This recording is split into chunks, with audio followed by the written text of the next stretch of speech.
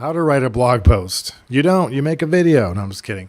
If you're a small business owner, entrepreneur, or even brick and mortar or traditional writer looking to do more content development online, you might be staring at a blank piece of paper, a blank screen saying, how the heck do I write blog posts?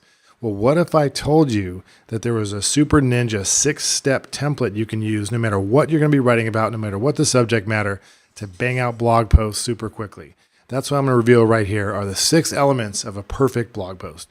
Number 1 is a headline. You need an attention-grabbing headline that provokes the reader, that jumps out, has to stand out, and really grab their attention. This goes back to the newspaper days. Any form of advertising, direct mail, offline, online, you need that compelling headline or nothing else happens. Joe Sugarman calls that the slippery slide or the slippery slope slide.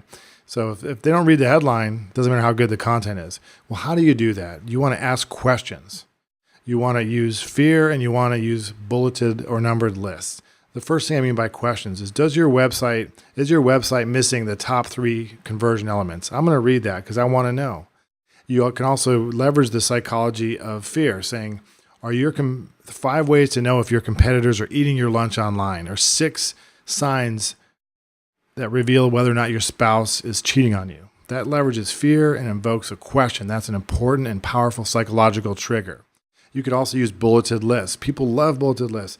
If you're in the marketing world, you might think, God, this is getting so stale. We're so over numbered lists. When are they going to go away? But people love it.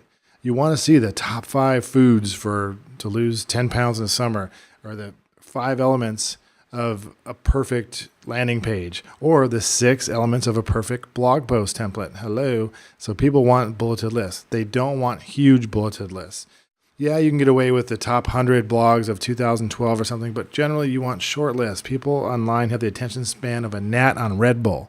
So you want to say 3 things you can do, not the 72 best recipes using gluten-free pasta. That would be bad.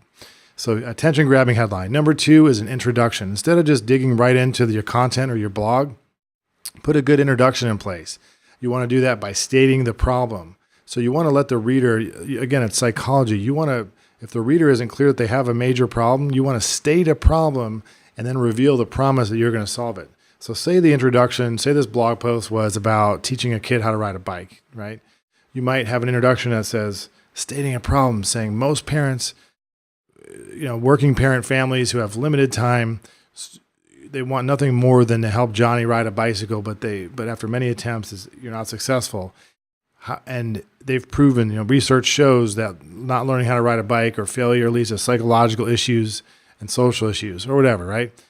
In this blog post, we're going to reveal 5 simple steps to teach your kid how to ride a bike in 72 hours. If I saw the introduction, so you're just framing the piece. If I saw that, I would read it. My daughter's getting ready to ride a bike, and I would definitely read it because she can't ride one now. So you want to have a quick introduction. So attention-grabbing headline, quick introduction. Number 3, the main body. This is where you're going to reveal the topics. Ouch. The reveal is simple. This is like writing 101 from English 101 in college. You tell them what you're going to tell them. You tell them, and then in a conclusion, you tell them what you've told them. It's really simple and repetitive, and it works. So in the main body section, what you want to do is just reveal the answer in a very organized format. Don't try to go for a high word count. Don't try to impress anybody with your English skills. Just dig into it. Use bulleted lists, short paragraphs. You don't use the type of writing that would work in a college essay. It's online. You have complete poetic license to use 1-sentence paragraphs, right? It's more conversational. Be yourself. That's a different topic. But reveal the solution using bulleted lists, numbered lists, just in a very concise way. People scan content. If I look at a blog post, I say, oh, there's the 3 ways, boom. No one is going to read run-on sentences and long paragraphs, which is also true for videos. So I better go on to number 4, a supporting graphic. The guy Kawasaki does something genius, is that he believes that everything he publishes online should have a graphic associated with it. So even if you take your iPhone, take a picture of yourself going like this, or take a picture of your house if you're blogging about homes, use a picture every time. The supporting graphic needs to get folks' attention and needs to be relevant to your story. And this is another psychological thing, but people click. The click-through rates are much higher if you use people, animals, cute things. Hate to say it, it really works. Just go with what works. Every time when you publish a blog post, use a relevant video or blog or a photo. And then that way, when you syndicate that content to Facebook and social media channels, you're going to have that relevant photo that's going to grab people. After the supporting graphic, the fifth element of a perfect blog post is the summary. So instead of just leaving people hanging after you list your 5 things or 3 steps to riding a bike, you want to use a summary. You want to sum up the content and say, I hope that this was very useful. As you can see, if you use training wheels first, if you have your child wear a neck brace to stay upright, and if you use elbow pads to remove fear, I'm totally making that up, they'll be on the bike in no time. And then you want to do in your summary, you also want to leverage your authority in social proof. So you want to say, through teaching 250 kids how to ride bikes with a 1% failure rate, I know that these systems work. I've taught over 200 parents how to ride bikes.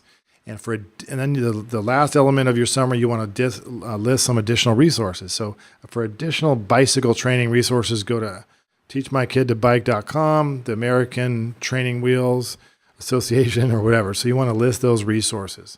The last piece is the 6th element of a perfect blog post template is the call to action. So let's review really quick. You have an attention-grabbing headline that kicks what with bulleted lists using fear and invoking questions. You have an introduction that states the problem and then reveals the promise that you're going to solve that problem. You have a body section and clear paragraphs or bulleted lists. You used a supporting graphic in your blog. You had a summary that not only summarized the content, but positioned you as an expert. Now you go to a call to action where you're going to say, if you want to master kids bike riding, click here to download this book called Teaching Your Kid to Bike in 72 Hours. Share this on Facebook if you want to help other parents teach their kids. So you want a call to action that asks them to do something with an offer. So 1, 2, 3, 4, 5, 6, you'll be blogging every day and every week. Use this to be much more quick. I promise this stuff works.